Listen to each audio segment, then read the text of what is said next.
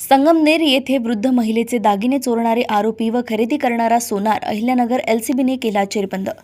21 November रोजी सकाळी 10:30 वाजताच्या सुमारास फिर्यादी गीताबाई मुरलीधर ठाणेकर हे गीता प्रोव्हिजन स्टोअर साळीकडा संगमनेर येथे असताना दोन अज्ञात चोरट्यांनी मोटरसायकलवर येऊन बळजबरीने फिर्यादीच्या गळ्यातील सोन्याचे दागिने हिसकावून चोरी केले होते।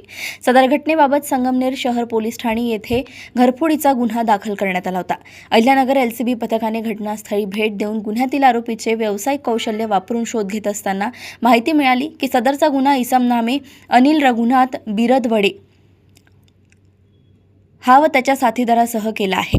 त्याच्यानंतर पथकाने वरिष्ठांची पूर्व परवानगी घेऊन बारामती येथे जाऊन आरोपीचा शोध घेत असताना तो मिळून आल्याने त्याला ताब्यात घेऊन त्याचे नावगाव विचारले असता त्याचे नाव त्याने अनिल रघुनाथ बिरदवडे असे सांगितले।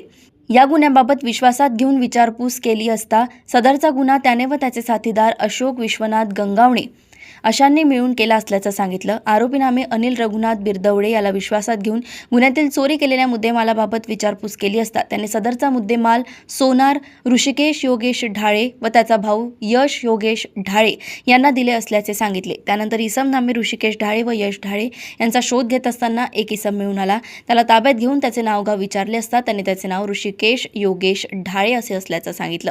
त्याला गुन्ह्यातील मुद्देमालाबाबत विचारपूस करता त्याने सदरचा मुद्देमाल इसम नामे यश योगेश ढाळे याच्याकडे दिलेले असल्याचे सांगितले।